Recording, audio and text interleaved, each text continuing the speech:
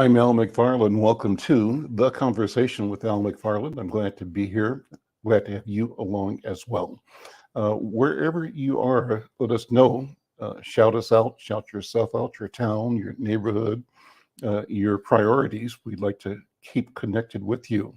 As always, we remind people that we're streaming live on half a dozen platforms. We're on YouTube on two platforms, the channel of the Black Press of America, NNPA, at Black Press USA on YouTube.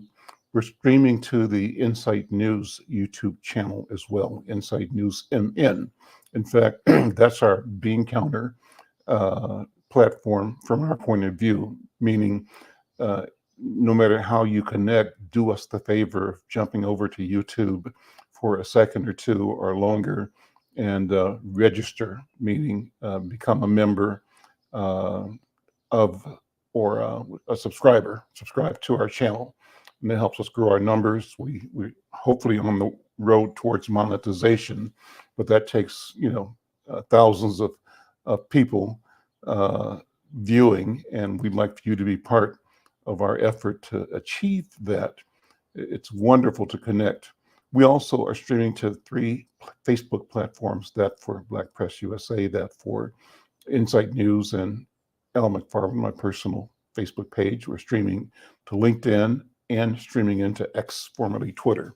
So our mission is to connect in as many ways as we can, and we depend on you. We invite you, we encourage you to help us in that mission by liking and sharing from whichever platform you're on.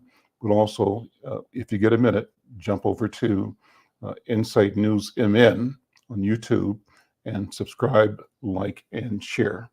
Love to have you participate in the program as well. And you can do that simply by dropping a note in the comment section. And it's cool to say your name and where you're watching from, and it's cool to comment on issues or ideas or suggest issues, ideas. Also cool to be part of a program. If you're interested, get a policy, an item, a point of view that you want discussed. We'd love to be part of your intention of sharing and communicating. Send us a note and we'll get that scheduled if it aligns with our mission and vision. On Fridays, we do what's called the Healing Circle, and I'm always joined by my partner and leader in this arena, Dr. Ravada Garrett Akansanya, who is the principal at the African American Child Wellness Institute. And we begin the program usually with a certain protocol that centers our conversation and our discussion. Today's going to be a great program because we've got a couple of great people talking about great plans for the city. And our objective today is to create a healing space so that the healing of the city can go forward in a spirit of how we build, how we share, how we connect, how we improve the quality of life for all of us in our communities. But let me start by inviting you, Dr. B, to jump on and jump in and saying hello to you. How are you doing?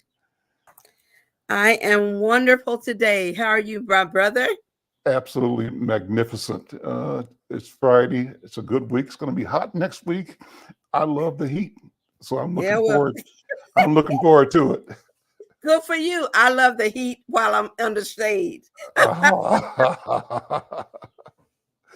so everybody else can sweat. I just like watching them. I'm all right with that. All right. No, I love it. I love being in the heat. I enjoy it. But we do our healing circle on Fridays, and I love the protocol that you continue to teach us. So let's do that. Okay, thank you. So today I ask everybody to just take a deep breath and pull it through your nose and let it out through your mouth. And notice, just do that a couple of times.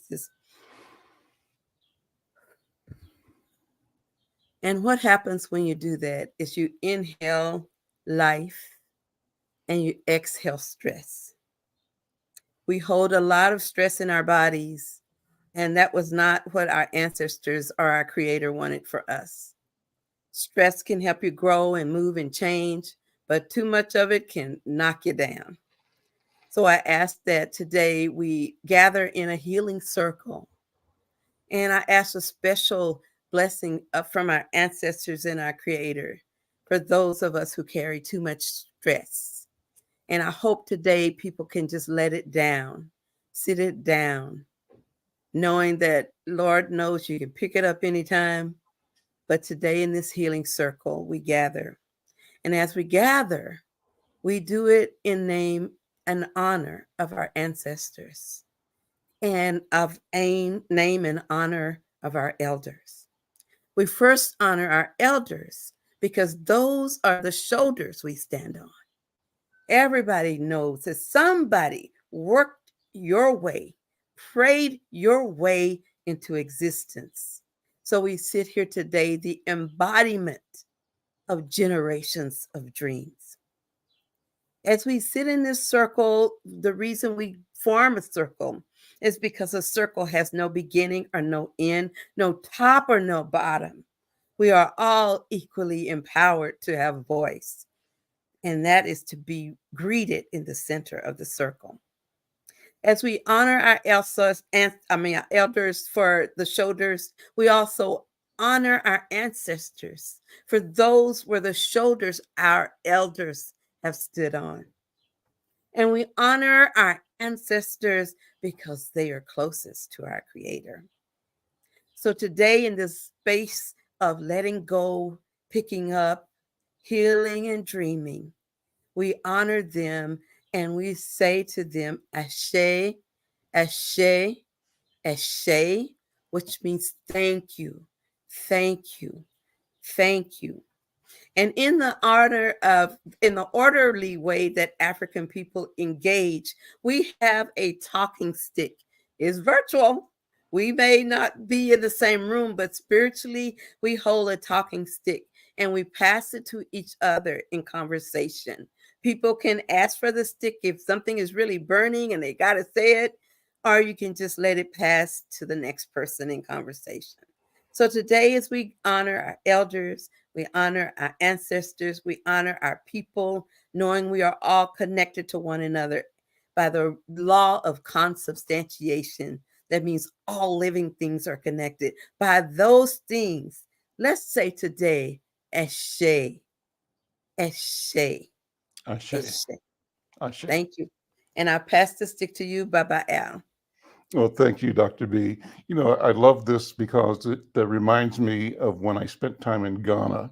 Anytime I went to a meeting, business meeting with government leaders, the meeting started with the senior person and or the convener of the meeting doing pretty much what Dr. B did, sort of declaring at the opening that his intention or her intention was to fully and properly represent the spirit, the presence, and the will of the ancestors, of the elders. And that in that process, they acknowledged all the elders and leaders in the room. They acknowledged the people that are stakeholders in the idea that's being discussed, whether they're in the room or not, and they verbalize their intention to be clear, to be focused, to be principled, and orderly in that discussion. Well, so what I want to do is bring in my friend and my brother James Trice first, because what I witnessed in Ghana and what we have just done, James, is sort of settled into an Africana way of being together with the Healing Circle. And I think that's really important because of the critical work you do in public policy. You convene us, convene people across ideas, across interests, across geographies, across cultures. You seek to find the common grounds to elevate mutual benefit and opportunity. And I wonder how this beginning feels to you as a convener and as an African man. Brother James, good afternoon. Welcome. Well, good afternoon, Brother Al, and greetings, Dr. Bravada. It's been a long time since we've been in presence together, so much respect and love to you, and thank you for beginning us this way. I mean, this is right in my spirit. It nourishes my soul this morning, Dr. Rada, you mentioned it. I woke up with a lot of stress. There's a lot of things happening, a lot of moving pieces. And I started off this morning, like take some deep breaths and, breathe in and blow it out. And it was like, okay. And then, as my day went along, the stress began to like try to get back on me. Like, okay, when things come up, and then you so eloquently and wonderfully and graciously brought me back to, you need to relax, you need to breathe. It's all going to be okay. It's all going to be okay. So this resonates with this is nourishing to my soul and my spirit. And I like to start our meetings when I am the facilitator of meetings with the acknowledgement of what has happened and what has taken place, but also just an acknowledgement of just giving thanks and honor to those who come before us and those who are with us now, and supporting that work. And so thank you again. This is wonderful. And it nourishes my soul. So it helps me like to go through the rest of my day. So thank you. I appreciate that. And so you have a choice of passing the talking stick back to me or to anybody else that you want to. Yes. I want to pass it to my friend and my colleague, Hillary Holmes from the city of Minneapolis, who's we're working together on a major project in North Minneapolis, and we're going to talk about that later. But I invite her to pass the stick to her. Good afternoon, Al. Nice to meet you, Dr. Bravada. Hey, Hillary. Hi, James. Good to see you. Yeah. Again. We talk a lot these days, and I appreciate that. I appreciate our time together. And thanks for the time, as always, to be part of the conversation. Happy Friday to everybody, and happy summer, last day of school in Minneapolis. So we're feeling that in the house and trying to have the kid take deep breaths too. Lots of activity. So thanks for having us. Awesome. Well, thank you for being here, and thank you, Brother Trice. So today I wanted you all to work with me and Dr. B, actually Dr. B and me to work with you all in bringing a discussion forward about the major development that you've been leading in North Minneapolis. It's called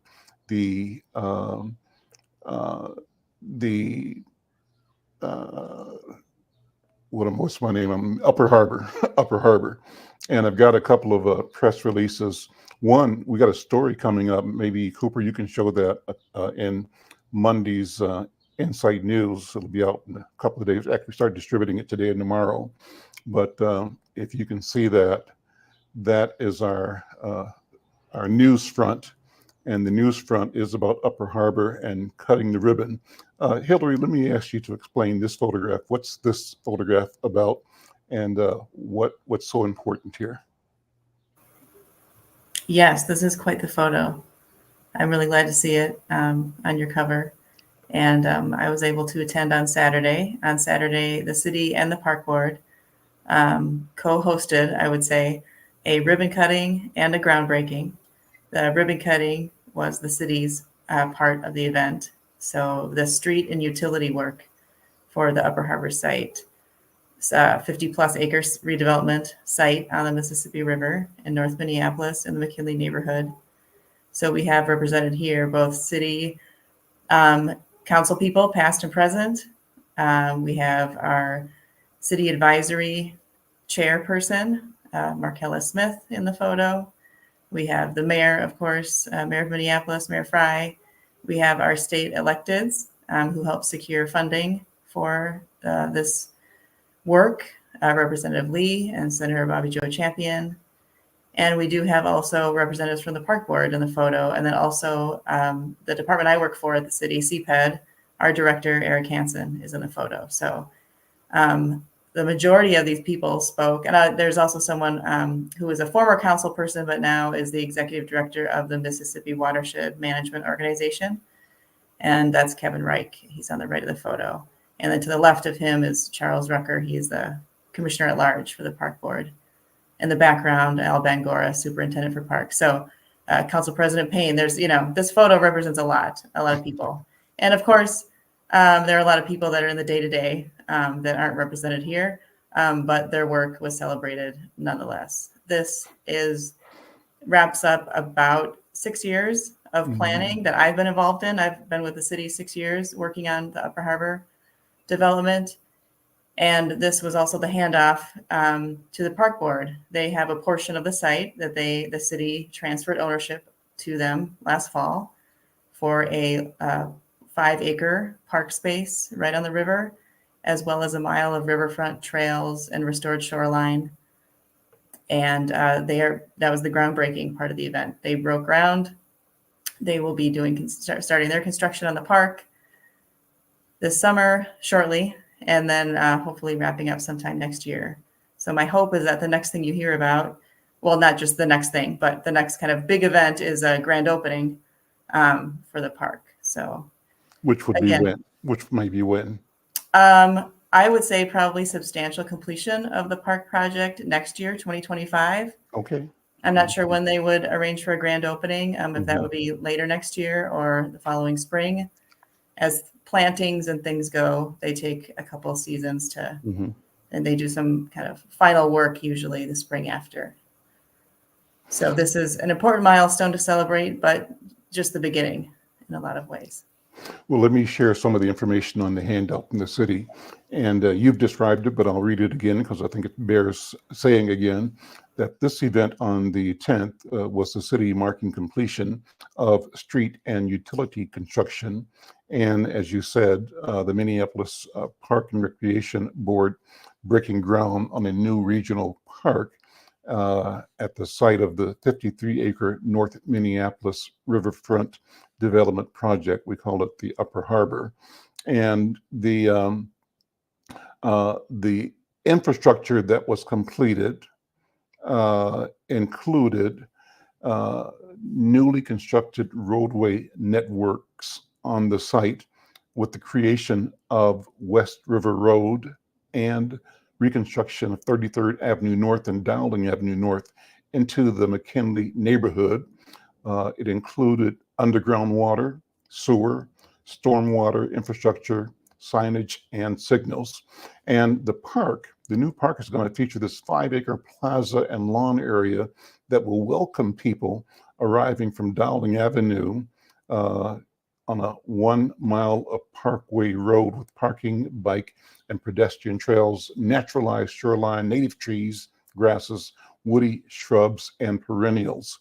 The mayor said that Minneapolis is unified by the mighty Mississippi River. And he said, even so, a heartfelt riverfront doesn't mean much if you can't get to it, if it's not easily accessible to all of our residents.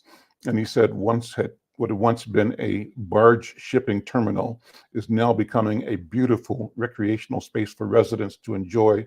And this is just the beginning. So he gave thanks to all the local and state partners who help make the park a reality.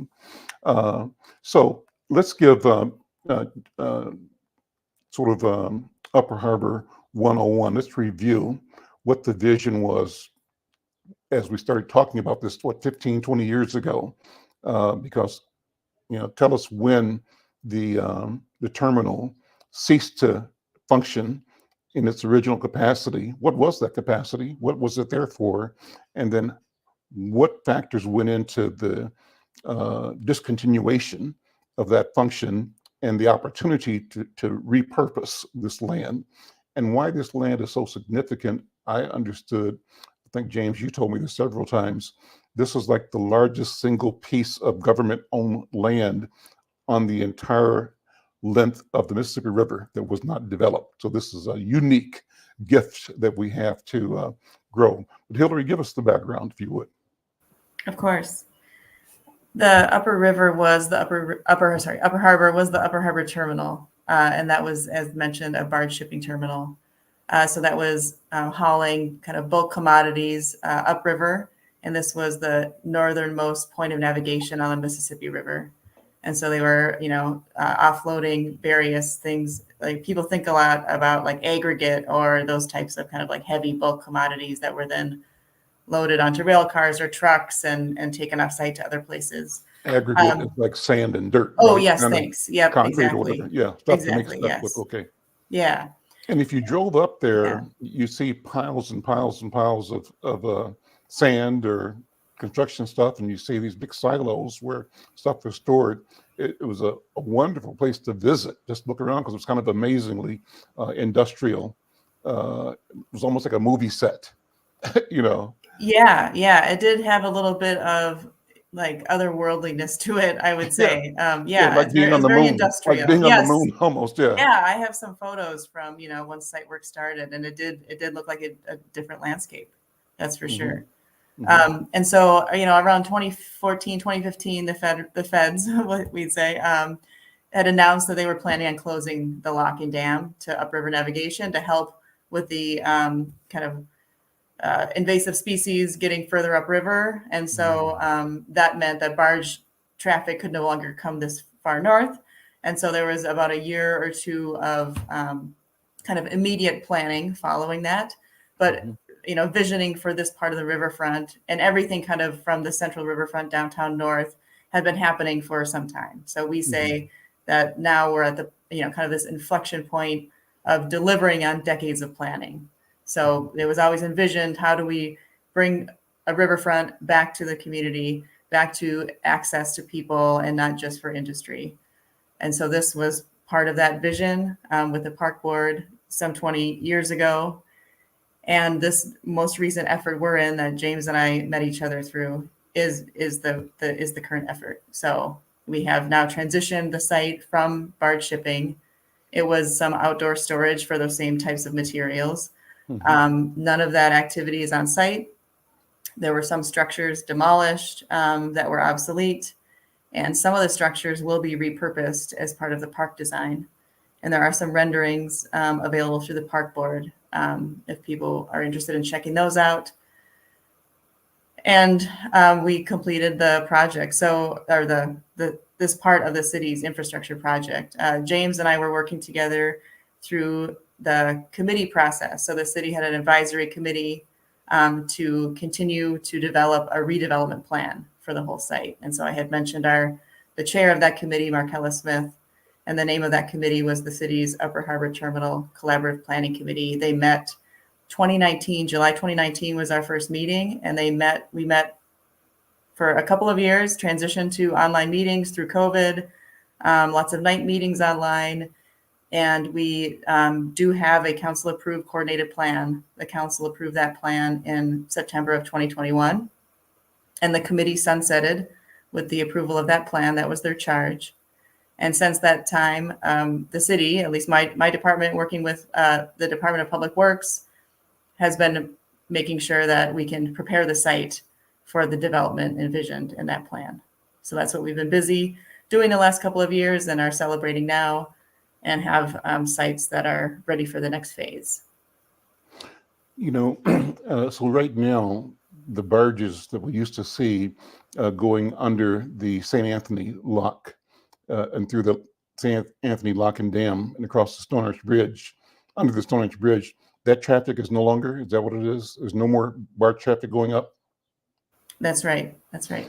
Interesting, because my wife and I used to walk the Stone Arch Bridge every day for like 15, 20 years, and a highlight in the summertime, and people would gather whenever the gates would go open or go close, and they'd have a huge barge navigate into the lock. They'd either let water out or add water in and move it up or down. And it was just fascinating to watch, just the mechanics of it. And people toured to watch that. So I haven't been walking on the river yet since COVID, but I plan to go back. But that's part of a lot of change. And so is there a sense, of what's the sense of utility remaining for the lock and dam? I guess there's commercial, not commercial, but private or public transit through the lock still. Is that correct? I mean, how will the lock still function, and what would be the value of it? Oh, this is a good question, and I'm going to quickly get out of my knowledge. Yeah, it's certainly open to different navigation, different kind of boat traffic. Private boat traffic. And then I'm thinking even, north of the Lock and Dam, the types of activities we see on the water now, or not just now, but, that I see when I'm on site, like people kayaking on the river. There's obviously smaller boats and other watercraft. I haven't been on it, but I know of, the water taxi that spends time on the water too. So, but when you get to, what else is coming in and out of the Lock and Dam, maybe it's a little farther south than my knowledge goes, but. I need to talking stick. Wait, let me just ask a couple of questions. Go ahead. So Hillary, I heard you talk about how long you all planned for this. And to me, it's like birthing a baby. You put so much labor into it, and I'm assuming love. So what was your dream and your vision for what would happen when you get to this part and actually in the end? What kept you going in terms of just holding on to that notion of something that didn't even exist yet? James knows this, and I'll share it's some personal tidbit. I started working on this project when I was pregnant with my son 6 years ago, and in that time, last fall, we welcomed another son, and so that has been on my mind. The next generation. We live in Minneapolis. We don't live on the north side close to the river. But I often think of other committee members that I worked with for those 2 years, other people that I've met working on this project over the last 6 years that have children not only the same age as mine, but older in high school, or even if they're in middle school, and thinking about how children that are now children will be able to hopefully very soon, right, within the next couple of years, spend time on the site, enjoy their time on the site, what it will be like to have access to the water in whatever ways people want to use it, or spend time on it, and then grow, and what that will mean for their life experience in Minneapolis. So I'm thinking of my own children, but through so much work is not about them. It's about other children that will be able to experience the site in its future form. That's wonderful. As a mother, I was just thinking that I would love to see you walking with your own kids saying, "Look what mom did." I did bring them on Saturday. Yeah, I'm sorry, James. You weren't able to be there. So we'll have to get together soon. But yeah, that was their first time. Oh, I guess, outside the womb on site. Yeah. Dr. B, let me throw this in. James will remember this. I don't think you were at this meeting, Hillary. You might have been, but there was a meeting some years ago that I was invited to, where I think Eric was there, and they were bringing community media people together to sort of brief us on the history, the planning, the intention. And one of the things we wrote about and we emphasized, and I will continue to emphasize, is that the department and the mayor said their intent is to have this project be a demonstration of what it means to lead with equity and diversity and inclusion. And they said that this is going to be perhaps, they didn't say singular, but the way it came across to me is that there was the intentionality of saying that every element of this project will reflect and be driven by, guided by racial equity. We're facing the question of race straight on. And so what does that mean? Well, let me tell you what it means to me. When Bobby and I started walking along the River Road, when they opened up the River Road, we were there when they opened up River Road #1. We used to drive down there when it was still railroad tracks and grasslands, and we buy our lunch somewhere, drive across, and come as close as you can come to the drop to the river. And just have lunch there and you watch critters, skittering back and forth.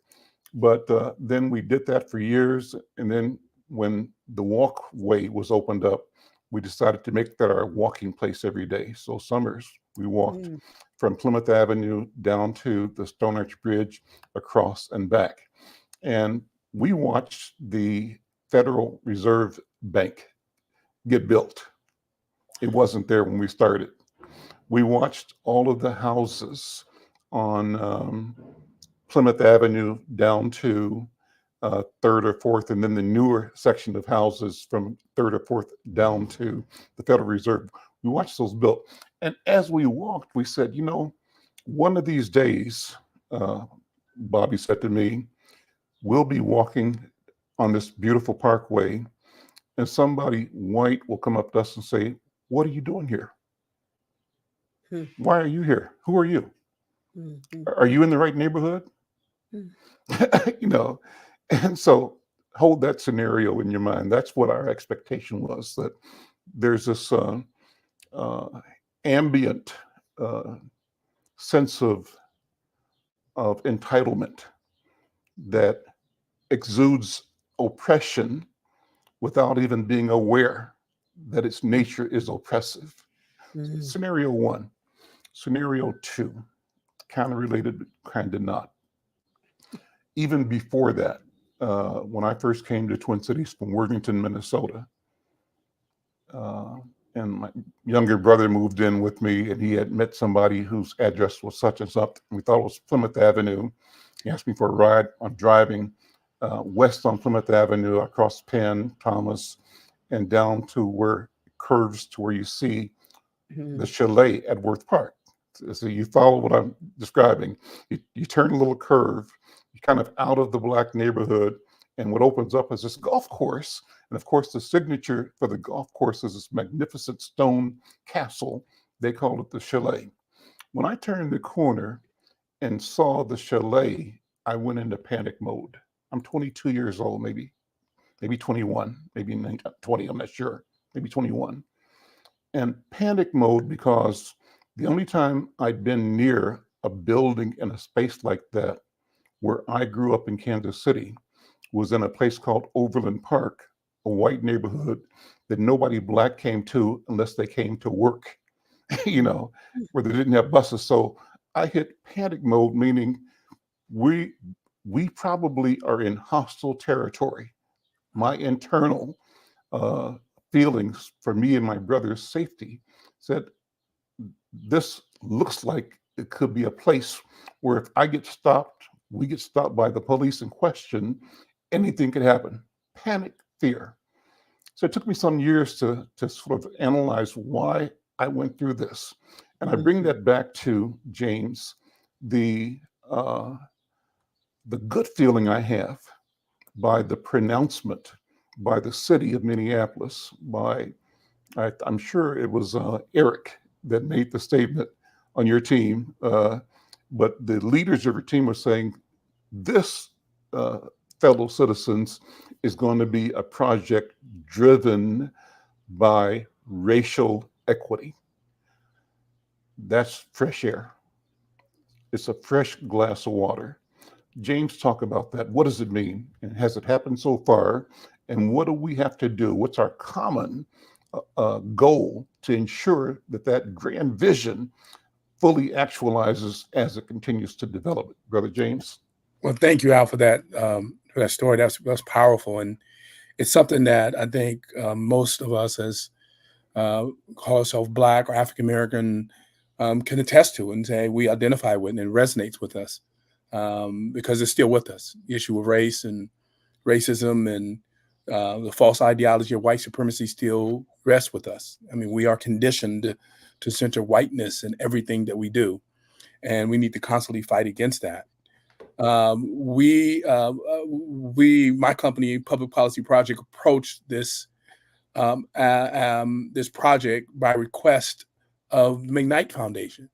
The McKnight Foundation approached me and said, James, there's a development happening in North Minneapolis, and we want to make sure that community residents are intricately involved in deciding what happens there.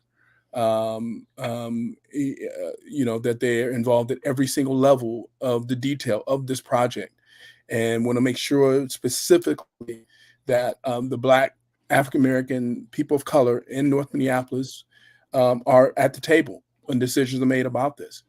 And I said, well, cool. Tell me what you need me to do. And they said, well, would you be willing to lead up an engagement process to make sure those voices are heard? In addition to what already the city is doing with the collaborative planning committee, as Hillary so eloquently stated, just another set of meetings. And so what we did is my company created what we call the learning tables. And the learning tables is a process of bringing in all the entities responsible for a development in a community, particularly Black and brown communities, to really go through the different aspects of the development and what's going to happen there, to give the community a voice on what's said, to really tone down the language that developers use to help community understand what is necessary, what is possible, what is not possible, what is fixed, what is flexible, what can the community have input on. And we did a series of learning tables that we held in North Minneapolis over about a year or so. We actually thought initially going into this that all we needed to do was 4 meetings with the community. It turns out that we did 14 community meetings, 4 hours each, every single month, in various places. Well, most we did at UROC, and then we did it at the building at 1256 Penn Avenue now. And 4 hours, we fed the people good food, like really good food, like from Black vendors, Black caterers, right? To make sure people ate real good. I'm talking about fried chicken, candy yam, black eyed peas. People ate, right? And they'll be comfortable to say that to me. They were able to bring their kids. And we flew in people from all over the country to give their input about developments that are similar, that are going on around the country, where people got an opportunity to have their voice heard. And sit down with the developer. And let me just say this. The developer, United Properties, attended every single one of the meetings and stayed the whole time to answer questions that the community had, to develop plans around what they wanted to see happen with regard to health and wellness, job opportunities, housing, and so forth and so on, that we're looking at, that was in the coordinator plan passed by the city council 2021. It's in there. What is also in the coordinated plan, what was also decided by the city council, is that the benefits, many times when development happens in communities, benefits happen, right? The community increases, economic development opportunities, jobs, and all those things go along with the development. What the city council decided, and what was insisted by the community and even the collaborative planning committee, that the benefits are focused on ADOS, American descendants of slavery, not just BIPOC. Because we all know, Dr. Bravada, Al, when we say BIPOC, Black people still left out. We wanted to make sure that we include American descendants of slavery, the institution of slavery, to make sure that Black folks have some benefit in this project. And that is in the coordinated plan. It's there. It was decided. And it's going to happen. There's a lot of opportunities that are going to make sure that Black folks are welcome, that people of color in North Minneapolis who are longtime residents are welcome, and that there's something for them on this property, and that jobs are created, and that they, that the focus is going to be on making sure that those people get those jobs, so they won't feel, Al, like we so more often feel when you just articulated, when we feel like we're not welcome, that this is not something that belongs to us, that this is something for white folks, or that white folks come in and they take it, and then there's no Black thought. This Black people are many times considered interlopers when we come onto the property. Or what are you doing here? Why are you driving by here? Or when they see us, we're going to call the police because this person looks like they belong here. We're saying that that's not going to happen with this Upper Harbor development. That's what we're saying. What's cool is that you've operating in that spirit from a vision statement, a policy. Hillary, let's put the policy vision statement up. Walk us through that. Of course. So James was just speaking to this exactly. This is a page from the coordinated plan. I had shared the the link to the plan itself from the city council approval. So that's accessible also, just for reference, through the city's project webpage. And so if you just go to, minneapolismn.gov and search for Upper Harbor, it should take you to the Upper Harbor project webpage. And these types of resources are there. So read the Upper Harbor, the 6 values. 6 values, yes. Mhm. And so these are also, as James was saying, the learning tables. We were focused, our committee meetings and the learning tables were coordinating and focused on these topics. We have economic inclusion, jobs and careers, disrupting gentrification and displacement, wealth creation and community ownership, affordable housing, affordable and attainable to current Northside residents. That was key.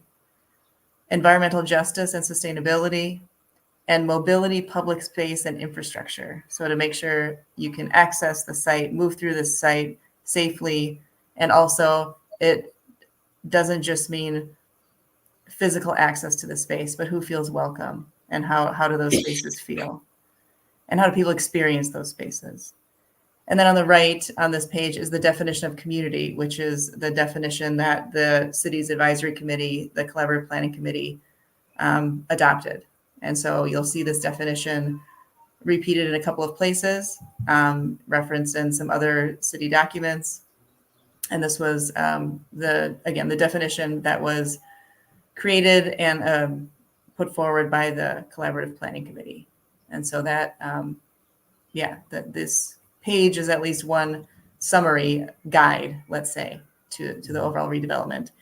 And there was a plan, it was a very high level plan for the redevelopment when the committee was created. And their work was to push and to say, this needs to be different. How can this be different? How can it be better? How can it benefit current Northside residents more? How can it benefit Black residents more? How can it benefit Black and Brown residents more? And how can it be for us? If I could add, Al, can I Go ahead, please. Yeah, Please, James. So let me just say that just so people have context here, the learning tables, the information that came out of there fed into decisions that the collaborative planning committee was set up. So the collaborative planning committee by the city was set up to make the recommendation about what's going to happen there. So all the information that came out of the learning tables went into that decision-making process. But I do want to say this. One of the key pieces of the 6 core values is anti-displacement, disrupting gentrification, right? We all know the history of development. And many times people that are there, particularly Black and Brown people, are displaced when major developments like this happen. We want to make sure that does not happen here, that people are not displaced through, whatever, right? Increase in taxes, or landlords feeling like, now you live close to this development, so I'm going to raise the rents on tenants that live right there on Dowling Avenue because you're now next to this major development, which will include an entertainment center, which will include a health hub, which will include jobs and opportunities, which will include this park, which will include all of these amenities, which will include, and this is what's interesting, right? You have now low-income people who are going to be able to live in a place where they have a view of the river, riverfront property, that low-income people are going to be able to say, wow, I don't have to be a millionaire to have a riverfront view, right? That is amazing that kind of thing is possible to happen, because we all know, riverfront property, you're going to pay some money to be on a body of water, looking over a body of water, a river or a lake or an ocean or whatever, right? That opportunity exists here. So I just wanted to clarify that in all these efforts happen, the learning tables, we had upwards to 100 and something people attend these meetings on a regular basis. I think the lowest number we had at a learning table was like 60, 65 people. 65 to 100 something people attended and participated, made their voice heard, and said what they wanted in these meetings. Over 14 meetings, over 14 months. Dr. B, let me ask you to weigh in here. So what does healing look like for a community? How do we create a community in ways that nurture and support our sense of self, our sense of being, and our proper assessment of our own self-worth in the context of the all. How do we remove ourselves from accepting being at the margin and move ourselves towards being part of the center, critical and integral part of the whole, not an afterthought, not a, oh, I forgot about y'all. How do we do that? And how do you see that happening? And what does that mean in terms of the healing of both individuals, families, and community and humanity? What do you think? That's right. That's right. I was over here having church as I was listening to my brother James talk about the engagement. The engagement is like there's a big party and it's a big dance. And even if you don't know how to dance, you sure would like to be invited. And so what I loved about that, and my spirit just started to soar with just pure joy. You're saying this is for you. This is for you. And if we can imagine something as wonderful as a riverfront just for us, oh, I'm telling you, all kinds of things go in your mind. Like, man, if I can be on a riverfront, ooh, maybe I can be in a penthouse one day, or maybe I can graduate from college and do. It's just about honoring humanity of a people who have not been honored. It's the truest sense. We were talking about Ubuntu. It's the truest sense of that, of community, of loving, of intending. I built this for you. It's for you. So therefore, you mean I'm worthy? My Black life matters? Not just to me, but to you, to plan 6 years for me? Oh, come on. I mean, I could hear my grandma saying, oh, honey, you know that's the truth and claim it. Because that's what she always used to say. You know it's the truth and claim it. So the healing component is the energy that was put in it, the invitation to the table that you did so intentionally with good food. That means you're socially and culturally correct in the way you rolled out, because we don't want to roll up there and just have some bottles of water. We want to see something to eat, especially if you're going to ask us to come during an eating hour. So the whole thing was culturally congruent. It was affirming. It was empowering, and it was, I want to say, there's an element of divinity in that piece, an element of recognizing that there's a creator that made those beautiful things like rivers, and you don't have to run across it getting away from slavery. I'm a descendant of a slave who's sitting by the river without fear because it was built for me. Oh, just think about all the sub messages under that just by doing it. Just by doing it. So, Brother Al, when you asked me, I'm so grateful because I didn't know who was going to have a stick next, but I sure was going to try to claim it because that is wonderful work. And I can just see so many ways of healing community because they belong and you intentionally invited them to the table.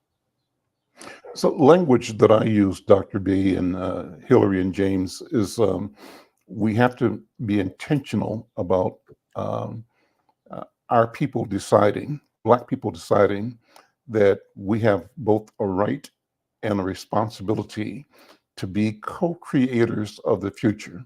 Our mission is to be co-authors of future narratives, and these narratives are narratives in which we win. The narratives we live with right now are narratives that allow the marginalization of our lives and of our interests, of our existence, upholding a false sense of supremacy that works against all of those who are touched by it, those who are perpetrators and those who are victims of it. Our mission is to, and this is our divine mission, Dr. B, as I see it, is to show up and to claim our space at the table and show up with the intention that we join other human beings in writing a future. right. We're writing the script for what the That's future right. will be. And the script that we will write is a script that reflects the kind of healing we're talking about right now, the kind of inclusion, the kind of empowerment of every human being that we are connected to. And I think that's a wonderful and powerful thing. Anyway, so James, what you think? Well, I And wait, think, before he says anything, I want to say this. This Go ahead. is so congruent with the way I know you to be in the world. It has your mark on it. So I want to, now you got the stick back. I had Yes, to- all right. I had to say it. Yeah. No, Al, I don't know how to follow up with that. I think what you're saying is just right on point. You know, I just think that's, it's just so on point with this. And thank you, Dr. Bravada, but just kind of like summing this up of what it's all about. That, we have a right, we have a responsibility. This is for us, and that, and I just want to clarify that nobody created the forest. We help create it. Mhm. Right. Tell We're it now. part of creating it. We're Yeah. part of, fishing for ourselves and deciding this is what we want. I firmly believe when I started Public Policy Project, because I believe that people have far more power than they realize. And I think I think it was either Toni Morrison that said that the mistake people make about power is to believe they don't have any. Mhm. And we do have power. We just don't understand how to use our power. And it takes someone to kind of say, hey, you do have power. And here's where your power lies. And let me help you understand how to use your power. And once that happens, once you help people understand their power, you can't stop people who are now who have been awakened to the reality of the power that they have to address the situations in their lives and to bring about change, to create alternative outcomes than what is already presently in front of them. So thank you. Hillary, next steps, what's going to be going on in the next months and years? You mentioned maybe the park being online sometime in 2025. What else can we look forward to? Describe, and I've seen this several times, but it's always good to hear it again, what the components are now for the entire Upper Harbor project. Yeah, and I'm not sure if you'll be able to pull it up on page 12 of the coordinated plan document. Is an overview, a map, if you will. Where we are today, you're right, is the park. So it's always been a vision that the public infrastructure is what we call it, but the streets, the utilities, the park to some level, as public infrastructure, that comes first to make the rest of the sites ready for development. To make the park ready for development, we even had to, prepare the site for that. So the next phase of development will include a mixed use, mixed income, affordable housing development right at the corner of Dowling and Washington. And that is a partnership. So United Properties is the lead developer. It's a partnership with Building Blocks, that is Devin George's nonprofit, builder of affordable housing. They continue to assemble their financing for that development. Which building is that? Oh, thanks. Let's it's says mixed income affordable housing with ground floor commercial space. Okay. And then you can kind of see where the Dowling Bridge would come across the cool. river. Yeah, it's, again, this is maybe not the most helpful, but it gives a good overview. Yeah, and then also the Community Performing Arts Center. So that's a partnership between First Avenue Productions and the Minnesota Orchestra. And James, was highlighting this. What's Minnesota? Oh, yes. What's Minnesota Orchestra's role in this? They will also be a new entity. So First Avenue Productions and Minnesota Orchestra together have formed Port of Minneapolis, and so they'll be working together on programming and delivering the facility as the operator. So they'll be the operator of the facility. So how does equity and diversity show up in that configuration? That is a great question. Minnesota Yes. Orchestra, it's a a public serving institution, but is not particularly known for being multicultural in its orientation. It has changed, and I have to say, of late they've done a lot of. I mean, the past not of late 5-10 years, phenomenal and progressive work. But look at the history of what the societal value has been for the Minnesota Orchestra, and how that's been really a repository of European cultural value, as opposed to anything else, right? So that's one. And Yeah. then Dana and First Avenue, uh, that's sort of a landmark because in part of Prince, Yeah. but I don't know that there's any equity ownership engagement story that's unique. So how do these two organizations with histories end up showing up, reflecting and living out the principle we're talking about here? What do you think? That's a great question. And as James was starting to highlight, and as we've touched on, but haven't, there's much conversation to have. But as we've touched on different aspects of the redevelopment, it's intentional how people are feeling welcome, how people are feeling that it's their space. And when I say people, I mean this is the definition of community from the advisory committee. This is current residents of North Minneapolis. This is to say with community programming. So the Community Performing Arts Center is not just for ticketed First Avenue type events. That's part of it. There will also be a number of community events a year. So that will be open to, determine what those are. And the coordinated plan and through the community engagement process, not just the committee process, but just again, throughout these 6 years, how the developer and how First Avenue as a development partner have been involved in community and engaging with community. How does programming happen that is reflective of not just what people might associate or think of as First Avenue programming or events?